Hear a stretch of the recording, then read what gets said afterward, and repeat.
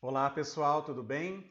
Então hoje a gente vai finalizar, né, esse nosso capítulo da Lei de Destruição, que a gente dividiu em três aulas. A gente começou vendo sobre a necessidade de lei de destruição, o que é, na verdade, a lei da destruição. Depois a gente falou sobre guerras, a crueldade, o assassinato, né? Muitos assuntos que são super interessantes. E a gente vai finalizar com os dois últimos itens mesmo desse capítulo, em que Kardec faz uma abordagem sobre duelo e pena de morte. Eles estão incluídos aí na lei de destruição.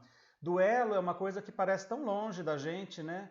Uma coisa que você fala assim, mas não existe mais duelo, né? As pessoas não fazem mais isso, não praticam isso. Isso é uma coisa medieval, uma coisa que fez parte dos costumes de uma época. Hoje a gente não tem mais nem a necessidade disso, as pessoas resolvem isso de uma forma diferente. Tudo bem. É, vamos ver se é isso mesmo, né? Porque é bem bacana a maneira como o Livro dos Espíritos trata esse item. Na época de Allan Kardec, então, quando o Livro dos Espíritos foi escrito, né, 1857, isso era um comportamento muito comum na Europa, sabe? Principalmente, a gente tinha ali muita tradição, sabe, dos indivíduos se desafiarem para um duelo, e normalmente o duelo ele vinha sempre revestido assim pela defesa de um ponto de honra. Então, os pontos de honra sempre foram os principais motivos, né? Então, alguém fazia algo contra a minha pessoa ou a minha família que manchava a honra pessoal ou a honra da minha família, e eu então iria lá e desafiava especificamente uma pessoa, se escolhiam as armas e se partia para o duelo. Então tinham regras, às vezes tinha um juiz de duelo, interessante, né? Essas questões todas, imagina só. E aí as pessoas era ali, né? Provavelmente um matar ou morrer, ou como acontecia com uma certa frequência, as duas partes morriam, porque dependendo das armas utilizadas, duas partes acabavam morrendo. Então o duelo, a gente poderia definir isso, né? É uma disputa, um combate de confronto entre duas pessoas, motivadas em geral por um desagravo à honra, por uma desavença individual, familiar. Existia muito isso, as rixas familiares, de facções, de grupos e, né, alguns outros tipos de confronto de cunho fortemente emocional. Existiam ali os duelos de disputas amorosas. Era bastante complicado, né? Quando o Kardec perguntou para os espíritos, mas e aí, né? A pessoa que vai lá e desafia o outro para um duelo, sabendo que ali vai ser matar ou morrer, isso aí não é um desejo de homicídio, não vai ser encarado como um homicídio, ou o contrário, né, uma situação oposta em que, por exemplo, eu estou desgostoso da vida, eu não quero mais continuar vivendo, né, porque fulana me traiu, porque o outro preferiu amorosamente uma terceira pessoa, né, situações que podiam acontecer e acontecem. E aí então eu muito desgostoso vou lá e vou desafiar o fulano ou a fulana para que num duelo, normalmente eram os homens, né, que faziam os duelos. E aí então eu tenho quase certeza de que eu vou perder esse duelo. Eu é que vou ser a parte perdedora e vou morrer então. Então vou me entregar a esse duelo como uma forma de, já que não tenho coragem de tirar minha própria vida, eu desafio um outro e na hora lá eu não vou reagir, deixo o outro me matar. Então também poderia ser considerado um suicídio. Então olha que coisa, né? Como que sempre os espíritos vão responder para a gente, que tudo depende da intenção com que as coisas são feitas, qual é a ideia, a emoção que está presente dentro de nós diante dos atos que a gente faz, das ações que a gente realiza, tá? E eles chamaram muita atenção nesse item do duelo que essa história de ponto de honra, na verdade, que era uma justificativa para os duelos, então, ok, eu vou desafiar o fulano porque um ponto de honra pessoal, familiar foi maculado, né, foi agredido. Isso era uma justificativa aceita, isso era uma justificativa plausível para que um ato desse tipo, que ia acabar em morte normalmente, acontecesse. Hoje a gente sabe que as coisas precisam ser resolvidas de outro jeito. O que na verdade é um ponto de honra?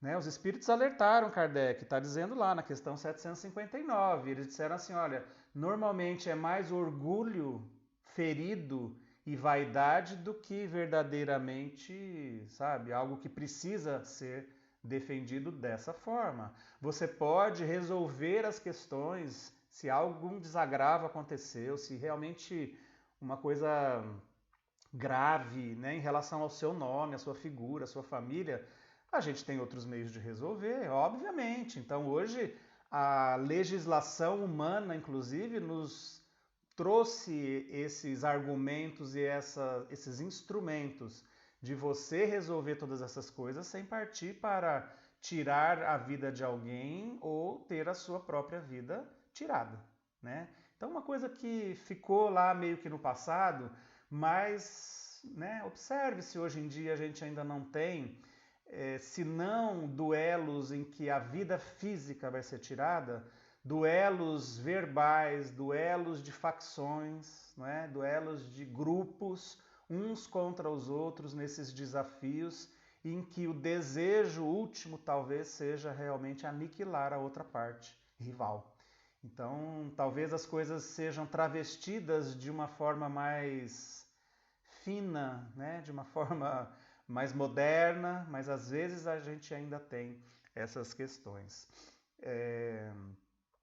É muito engraçado, né, como a legislação vai progredindo e as coisas vão se modificando. E aquilo que então culturalmente era aceito numa época, mesmo que para a lei divina constituísse num erro e que teria que ser refeito e tem consequências isso, hoje a própria legislação humana já vai progredindo e fazendo com que a gente encare isso como uma coisa totalmente desnecessária, tá?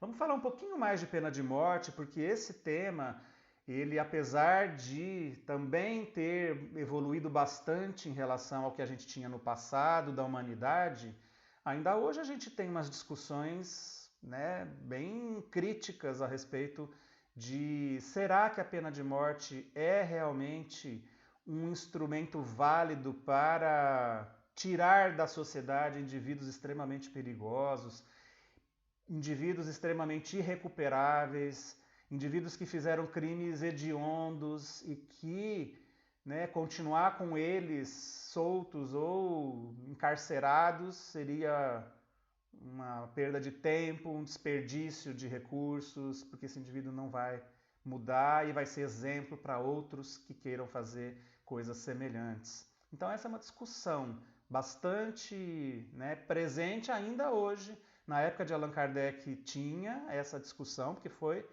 inclusive contemplada ali no Livro dos Espíritos, e até hoje, né, 2020, a gente tem muitas coisas acontecendo no mundo a respeito de pena de morte.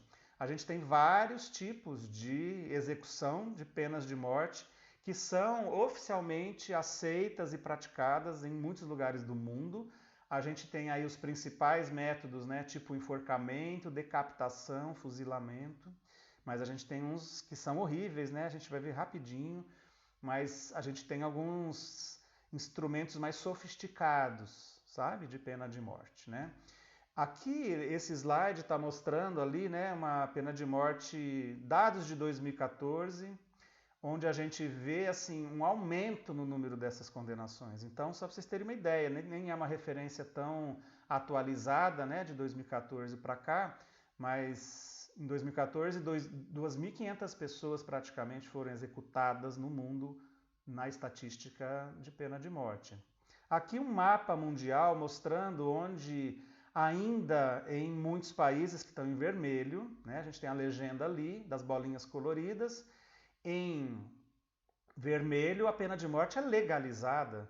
Então a gente tem uma legislação oficial desses países que permite ao Estado e aos instrumentos de defesa desses países a pena de morte para os casos que são ali contemplados, tá? Vejam que o Brasil está num verde clarinho, não é? O que está ali na legenda? A pena de morte no Brasil ela foi abolida para todos os crimes exceto aqueles cometidos em circunstâncias excepcionais, tipo crimes cometidos em tempo de guerra, né? Se vocês verem em vermelho ainda, chama a atenção, né? Ali na América do Norte, Estados Unidos, que é tido como um país super desenvolvido, um país de primeiro mundo, um país de cultura e legislação super, né, aprimoradas.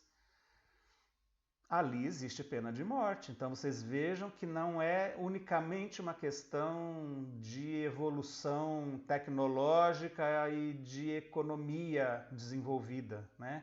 Ali em vermelho na Ásia vocês vão ver a China, tradicional, né, executora de pessoas com pena de morte, na Índia, no Oriente Médio, né, muitos países de cultura muçulmana, islâmica, têm essa pena de morte porque ali na lei islâmica isso é muito contemplado, né? Lá na Indonésia, Tailândia, aqueles países lá do Sudeste Asiático, tá? Então vocês vejam que não é uma coisa, né, tão rara ainda de a gente ter no mundo, tá? Se a gente fosse levantar aqui, né, os campeões de execução de pena de morte no mundo, uma estatística de 2016, um pouquinho mais perto da gente, tá lá, olha, a China é disparado o país que mais executa pessoas, esse número nem é divulgado, é um número que fica em segredo no estado, porque ali é um estado fechado em termos de algumas informações. O Irã, né, que é um país tradicionalmente islâmico, e Arábia Saudita, Iraque, Paquistão, a gente vai vendo a listinha ali, ó, né, nessa tabelinha dessas colunas vermelhas do lado do slide aqui. E até Estados Unidos, né, que aparece ali, mas enfim, tá? Para a gente ver como isso tem realmente uma incidência alta ainda no mundo moderno. Aqui no Brasil, a gente já teve várias vezes esse tema discutido, sabe, em campanhas políticas, entrou em discussão ali como, né, plataformas políticas de alguns candidatos. E aí a gente tem, né, esse dado é de 2018, uma matéria que saiu aí na redação de um veículo de comunicação. E olha só, né, 62,5% dos brasileiros aprovam a pena de morte para crimes bárbaros. E os jovens são os que mais apoiam essa ideia. E o Nordeste lidera entre as regiões aqui do Brasil. Então, vejam, né, mais da metade então, da população brasileira aprovaria que o indivíduo que fez um crime bárbaro, ele mereceria a pena de morte. Então, ele não precisa ser preso, não seria nem uma condenação de pena perpétua, de prisão perpétua, mas ele teria que ser morto pelo Estado, morto pelos indivíduos que poderiam executá-lo ali, executando essa lei, cumprindo uma lei. Então, vejam bem, vamos avaliando aí os critérios e, né, os argumentos que a gente vai ter depois pró e contra, e o que o Espiritismo vai nos falar de pena de morte, tá? Existem algumas formas, como eu disse para vocês, de pena de morte no mundo. Uma que é muito usada em alguns lugares, né? Estados Unidos, por exemplo, a câmara de gás. Então o indivíduo entra, senta, olha, lá dentro o desenho está representando. Você tem, o cara senta numa cadeira, ele fica preso nessa cadeira, porque não tem possibilidade de sair, a câmara é fechada, ele tem instrumentos ligados às funções vitais, de batimento cardíaco, etc. E aí então é injetado um gás, é solto internamente um gás, que é um gás que vai paralisar a parte respiratória e as funções vitais, né? O indivíduo para de respirar, tem uma parada cardíaca e morre. E isso é atestado, porque percebam que tem uma terceira pessoa também ali fora que está acompanhando os batimentos cardíacos. Na hora que ele percebeu, ok, parou de bater, o cara morreu. Abre-se a câmara, tira o indivíduo, pronto, né? Foi executada a pena. A gente tem também a injeção letal, que é, né, bastante usada nos Estados Unidos, tá? Porque também é a mesma coisa, o indivíduo deita ali numa cadeira, ele é preso ali, ó, observem que está bem desenhado, representado, o indivíduo não tem como fugir, né? Não tem como, é colocado um acesso venoso nesse indivíduo, tem monitoramento também cardíaco, e aí então alguém vai lá e aperta a injeção, que é uma injeção letal realmente, me parece que é um derivado de potássio, né, que faz também a mesma coisa, uma parada cardiorrespiratória e o indivíduo, né, morre. Isso é atestado e, enfim, parece, eles acreditam que assim, é uma morte piedosa, vamos dizer assim, tá? É uma execução piedosa, tanto a câmara de gás como a injeção letal. Então, quase que se vangloriam, né, os países que fazem esse tipo de técnica, de que eles não são bárbaros, né? Eles não são lá, não estão decapitando ninguém, eles estão fazendo uma morte indolor nesse indivíduo, mas estão tirando a vida, né? Na Indonésia, né, a gente já teve inclusive um caso de brasileiro, não é verdade? Que foi executado e normalmente eles fazem um fuzilamento, tá? O detento vai para a prisão, depois ele é preso num poste ali, vocês, né, estão vendo esse desenho na parte central. Tem um pelotão de fuzilamento, é um destacamento de soldados com fuzis e ali é dada a ordem, tem essa distância, né, de 5 a 10 metros do condenado. Ele é encapuzado para não ver, para não presenciar a cena, tá? E aí então ele fica de pé ou fica ajoelhado e aí é dado o comando, são dados ali 12 tiros, tá? Tem um médico que vai atestar se esse prisioneiro morreu. Se ele ainda estiver vivo, eles dão um tiro de misericórdia na cabeça, tá?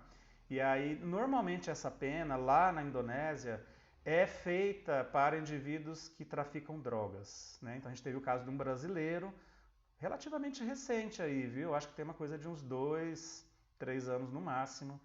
Ele foi pego com drogas, traficando drogas lá no país. A lei do país é clara, indivíduos de qualquer nacionalidade, do país ou estrangeiros, pego nessa situação, eles vão ser presos e condenados à execução.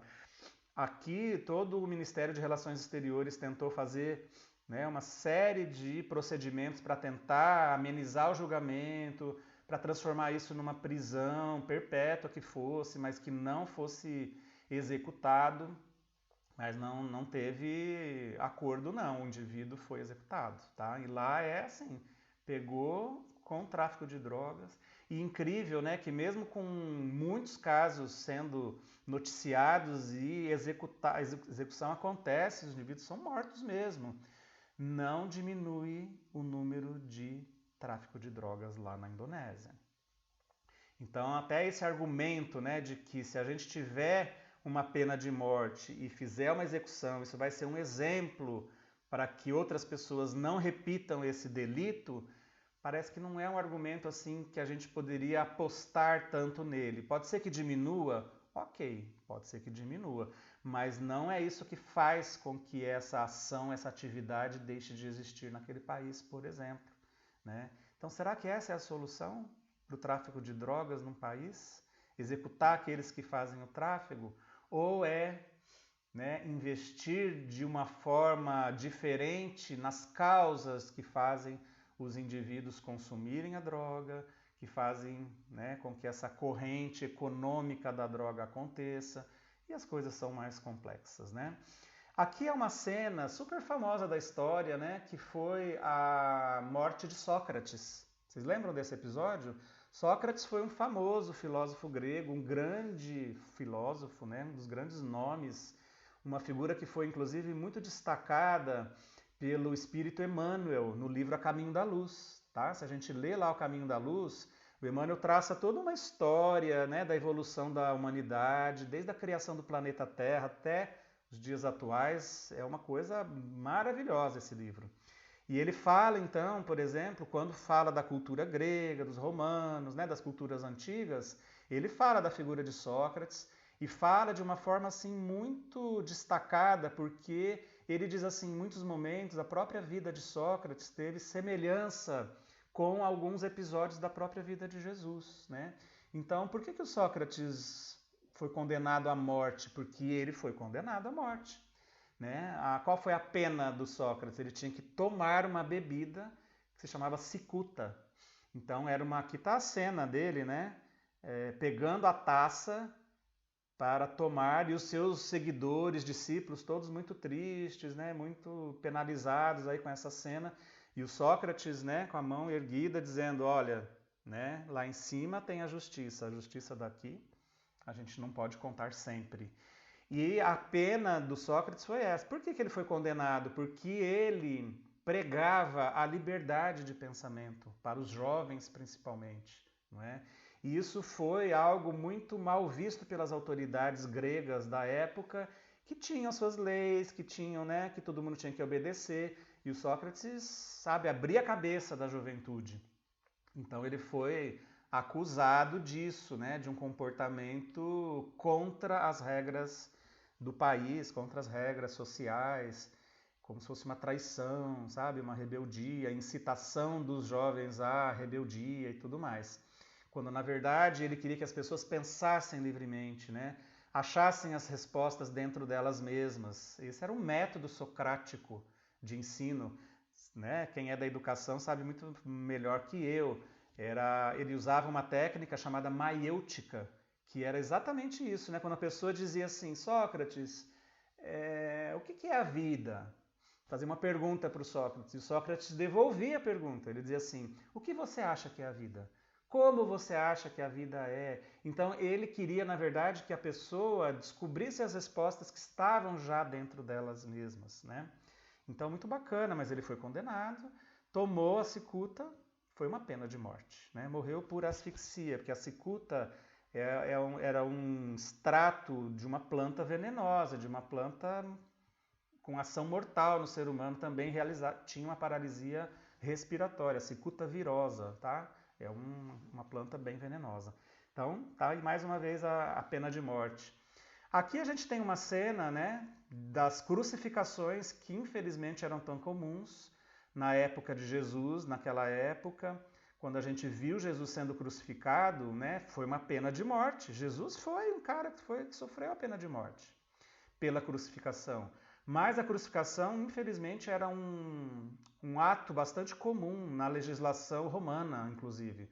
Os romanos, eles faziam crucificações em massa de prisioneiros, né? Aqui a gente vê essa cena. Erguiam-se as cruzes, os prisioneiros eram atados ali, normalmente amarrados, né? E deixavam-se os indivíduos ali. Às vezes eles ficavam 2, 3 dias para morrer crucificados, diferente de Jesus, né? Que morreu ali no mesmo dia. E os corpos não eram retirados, né? Os abutres, os urubus, dá para ver nesse desenho também, eles vinham comer os corpos em decomposição. Então era uma cena horrível. E os romanos tinham realmente essa intenção muito clara de fazer essas crucificações em massa para que o povo realmente visse o que acontecia com aqueles que desafiavam o poderio do Império Romano, tá? Então a crucificação, hoje a gente não tem mais isso, ok? Mas foi uma pena de morte, um tipo de execução muito comum na época de Jesus. Outra forma de execução de pena de morte que era comum na época de Jesus na cultura judaica e ainda hoje acontece era o apedrejamento. Então a gente viu ali, né, em vários momentos do próprio Evangelho, tem referências disso, né? Quando a mulher adúltera foi pega em flagrante adultério, qual era a pena para a mulher, para os adúlteros, né? Não era só para a mulher, mas era para os dois, para o homem e para a mulher pegos em adultério. Eles seriam apedrejados até a morte. E várias outras situações que o Velho Testamento esmiuça e declara lá nos textos de Moisés, situações em que indivíduos poderiam ser apedrejados. Como que era o apedrejamento? Eles, enfim, né, tinha várias formas. Estevão foi apedrejado. Vocês lembram do livro Paulo e Estevão, do Emmanuel? Maravilhoso. É um relato que está lá no Atos dos Apóstolos, né, no Novo Testamento. Estevão foi apedrejado. Então, eles colocavam normalmente a pessoa... O apedrejamento tradicional era assim, eles faziam um buraco, colocavam a pessoa até aqui, ó, até a região do tórax. Daqui para baixo, ficava no chão. Daqui para cima, com os braços, inclusive, dentro da terra. Percebem? Nessa imagem dá para ver bem. Ficava, então, só a parte do tronco, pescoço e cabeça para fora. A pessoa não podia se defender das pedradas. tá? Era uma execução. E as pedras, gente, não era pedrinha, não. Eles pegavam pedras grandes, pesadas, e eles tacavam. Quem eles, né? Quem estava participando. A população podia participar. Autoridades normalmente começavam o apedrejamento, tá? E pedras grandes que eles tacavam para machucar, para ferir, e a pessoa morria, né, realmente das pedradas, do sangramento, das batidas, né, dos traumas cranianos que essas pedradas ocasionavam. Então, muito cruel, né, a pena de morte por apedrejamento. A decapitação fez parte da história humana. Então, a decapitação era cortar a cabeça, separar a cabeça do corpo, né? Alguns povos ainda mantêm esse tipo de tradução. Se a gente lembrar do Novo Testamento, João Batista foi morto decapitado, vocês lembram? Né? Salomé pediu a cabeça de João Batista para o rei Herodes e ele trouxe a cabeça numa bandeja. Então João Batista foi decapitado. Morte pela fogueira era uma outra forma de pena de morte, que a gente viu muito presente na Idade Média, né?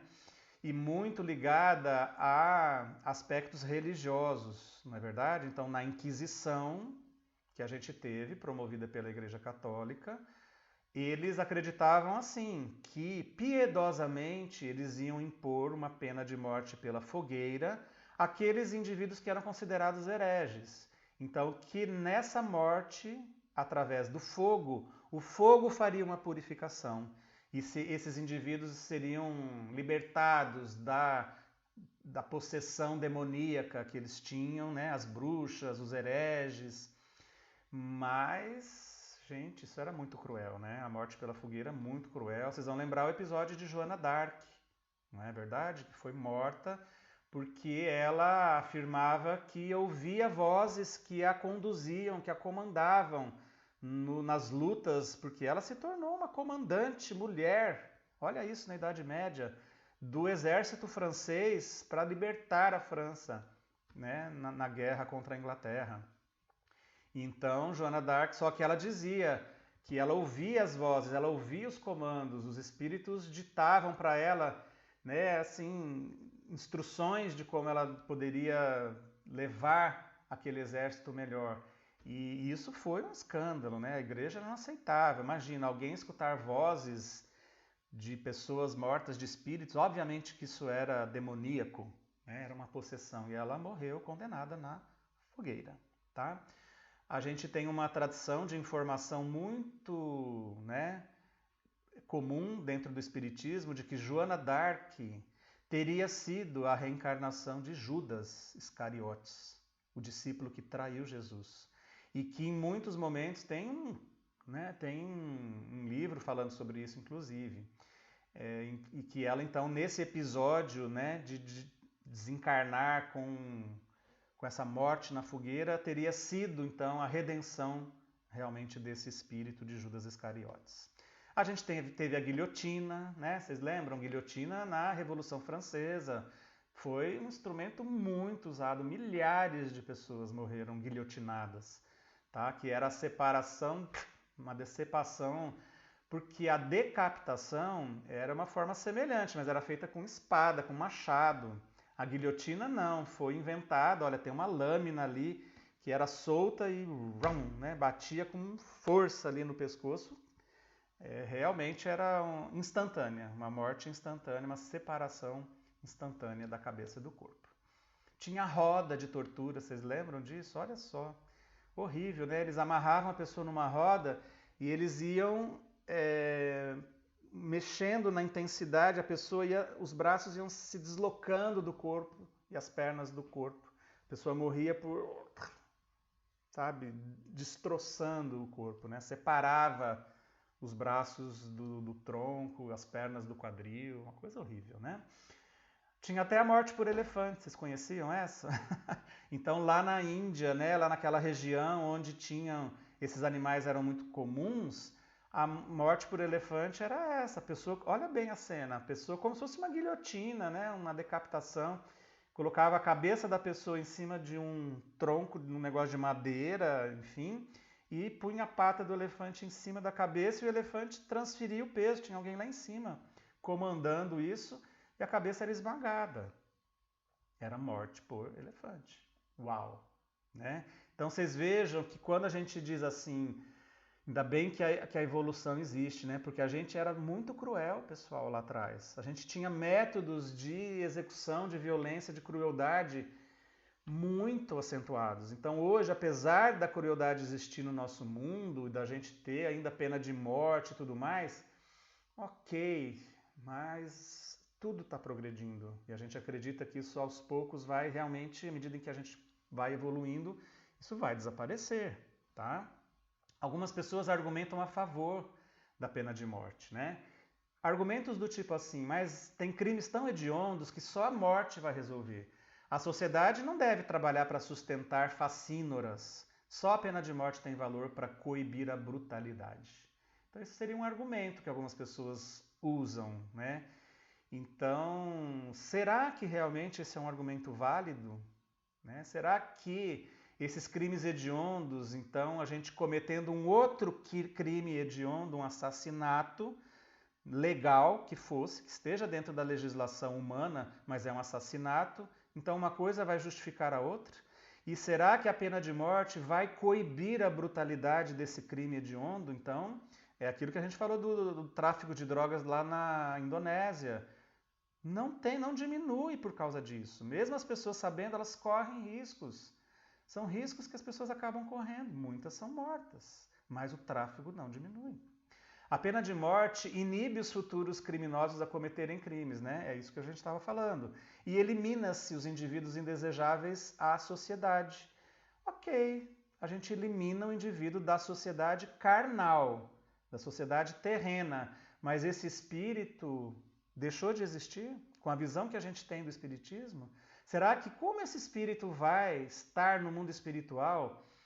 Em que situação ele vai ficar depois de receber uma pena de morte e ser morto através desse mecanismo? Será que ele vai ficar feliz? Ele vai perdoar as pessoas que fizeram isso? Ou isso vai incitar ainda mais um comportamento de agressividade, de violência por parte desse indivíduo? Né? Então, é um método que, sabe, aparentemente resolve o problema. Ufa, matamos o criminoso, o assassino, o pedófilo, o traficante, sei lá o quê. Que crimes seriam passíveis disso, e a gente se livrou deles, mas a gente se livrou, vírgula, né? Porque a visão da espiritualidade, da imortalidade, nos mostra que essas pessoas não deixaram de existir. Elas simplesmente se transferiram de plano. Diminuem-se os custos públicos, né? Como os da prisão de criminosos. Ok. Só que talvez a grande falha seja na questão do sistema prisional. Não é? A questão do sistema prisional que simplesmente aglomera pessoas ali, pessoas que não têm ocupação, que elas não vão fazer nada, não vão se recuperar provavelmente, porque, olha, quem que se recupera num ambiente tão degradado como são os ambientes prisionais? A pessoa vai realmente, talvez, requintar os seus conhecimentos de violência lá dentro, né? E, na verdade, então, talvez uma das medidas pudesse ser, né? Ora, vamos fazer com que os detentos trabalhem. Vamos investir para que a estrutura penitenciária seja de recuperação mesmo e de que o indivíduo tenha o seu trabalho para ter uma renda para ficar ali e que o governo não tenha que sustentar totalmente 100% as despesas com todos os detentos. Porque senão a gente vai falar, ok, eu não quero pagar imposto para sustentar gente que comete crimes hediondos e que eles mereceriam a pena de morte. Observa como a gente cai nesse argumento facilmente se a gente não tiver uma visão mais ampla da espiritualidade e das questões, né, que podem ser melhoradas no sistema material que a gente vive, tá? É a pena mais dura e ajustada à violência do crime praticado. Então é assim, olha, se você matou, você merece morrer. Então é a lei de Talião ainda, né? É o olho por olho praticamente que a gente está querendo de volta. Não é assim. e que a pena de morte seria realmente até benevolente, pois os criminosos não sofrem o suficiente para redimir os crimes que cometeram. Então tem gente que fala assim, não, pena de morte é até um bem para esse detento, ao invés de uma prisão perpétua. Porque na prisão perpétua ele vai ficar sofrendo anos e anos lá dentro da prisão. Numa visão materialista, mata esse indivíduo, pronto, a gente evita até que ele sofra mais, né? Mas tudo isso é uma visão muito estreita. Com a visão espírita, a gente consegue ampliar esse entendimento, né?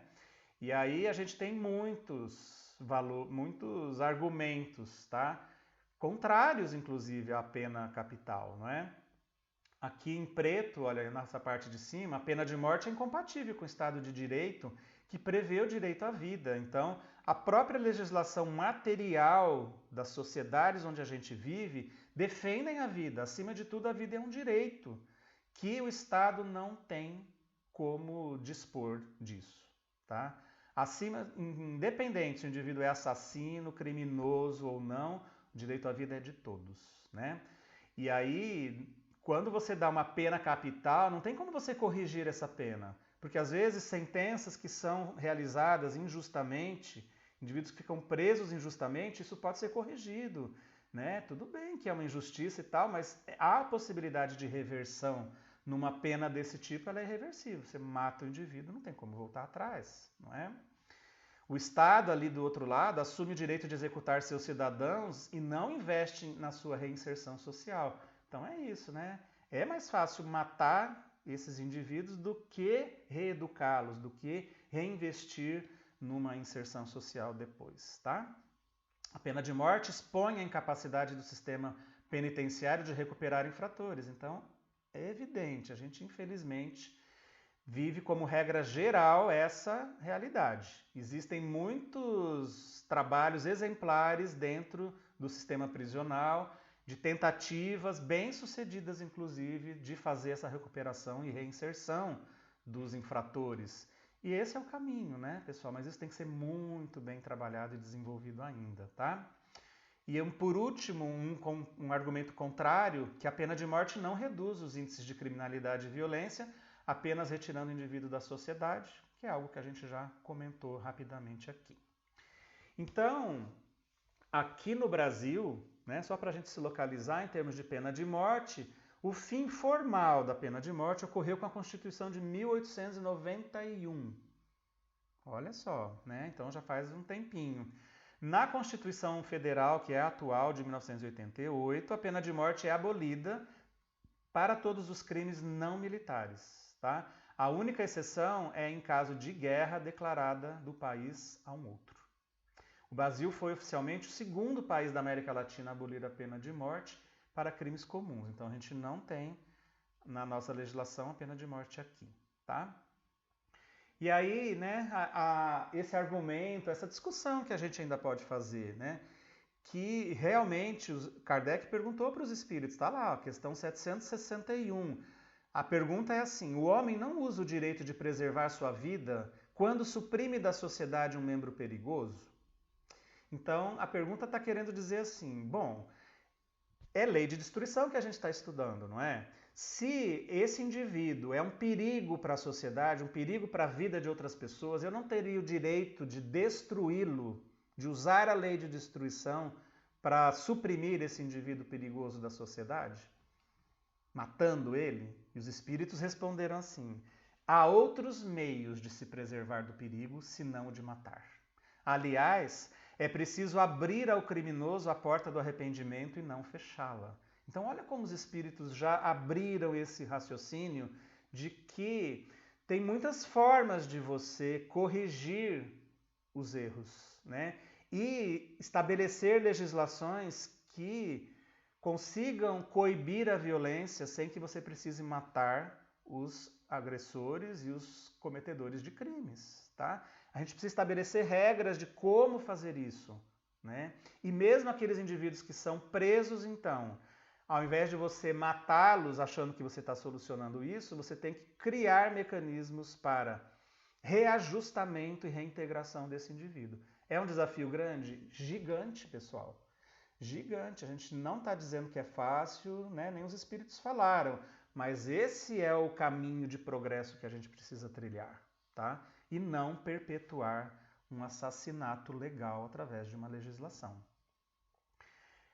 A gente teve aí na época da Inquisição, né, a pena de morte infligida em nome de Deus. Então, olha, em nome de Deus nós vamos matar os hereges, as feiticeiras, porque estaremos fazendo um bem para eles, purificando a alma deles, né? Mandando-os, quem sabe, para o céu depois dessa purificação pelo fogo. Então, Kardec perguntou, questão 765, que pensar da pena de morte infligida em nome de Deus? É tomar o lugar de Deus na prática da justiça? É lógico.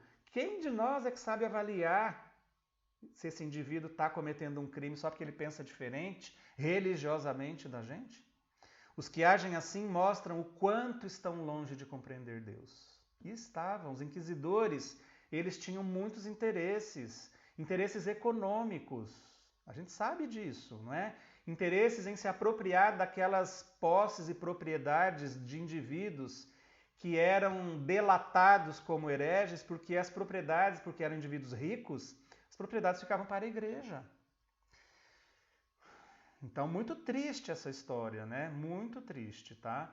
A gente tem relatos, né, na literatura espírita de episódios assim muito cruéis.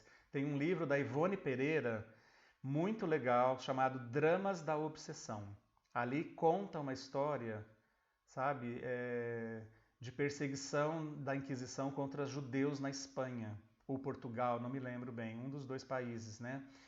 E, nossa, incrível. Depois conta o relato, né, desses indivíduos na época atual, os dramas de obsessão que eles estavam vivendo por conta desses episódios da Inquisição lá no passado, tá?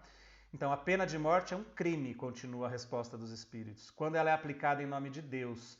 E os que a infligem são acusados igualmente de homicídio. Então, não tem justificativa de argumento religioso para uma pena de morte. Imagina, Deus é amor, Deus é a vida. Deus é que cria a vida, só Ele pode tirar. A gente não pode se arvorar em tomar o lugar de Deus e realizar essa justiça que a gente imagina, tá? E para a gente finalizar, eu queria só, né, recordar o ensinamento de Jesus, porque está lá na questão 764 do Livro dos Espíritos, né, quando Jesus disse: quem matou pela espada morrerá pela espada, né? Kardec perguntou: então a morte que é infligida ao homicida não é a aplicação dessa pena? Então aquele que matou, ele não está sujeito a ser morto pela espada ou pelo método igual que ele praticou? E aí os espíritos responderam: tende-vos enganado sobre essa palavra como sobre muitas outras. É Deus quem aplica a pena. Claro que Jesus não estava falando assim, então se alguém matou uma outra pessoa pela espada, a gente, a sociedade, o governo tem direito de ir lá e matar esse indivíduo pela espada. Não é isso, isso é um engano de interpretação, tá? O que Jesus quis dizer, obviamente, é que se eu cometo um ato violento, eu vou estar sujeito a receber a resposta, a reação desse ato violento, da mesma forma que eu causei. É a lei de causa e efeito que estava sendo ensinada ali por Jesus, não a aplicação da violência ou da pena de morte. Então, muito cuidado, né, quando a gente está diante de situações e argumentos desse tipo, né? Vamos ler, reler os argumentos que tem ali no capítulo da Lei de Destruição do Livro dos Espíritos, porque a gente vai ter uma visão bem mais ampla da imortalidade, sabe? A gente vai continuar estudando isso, entender melhor a lei do progresso, né? Que a gente está progredindo, evoluindo, e até mesmo esses resquícios de penas que eram tão comuns e aceitas lá atrás na nossa história de civilização, apesar do requinte delas hoje dar um brilho de evolução, de civilização, na verdade, elas mostram realmente a nossa inferioridade. Com o progresso, a gente vai vendo isso tudo ser abolido, tá bom? Meus queridos, um grande abraço para vocês, né? Espero que essa aula tenha trazido, esse capítulo, na verdade, sobre lei de destruição, tenha trazido uma maior compreensão e entendimento a respeito desse tema, que muitas vezes, né, é truncado e nem sempre de tão fácil compreensão para nós, tá bom? Eu agradeço a atenção de vocês, que a gente possa ficar em muita paz. Um abraço.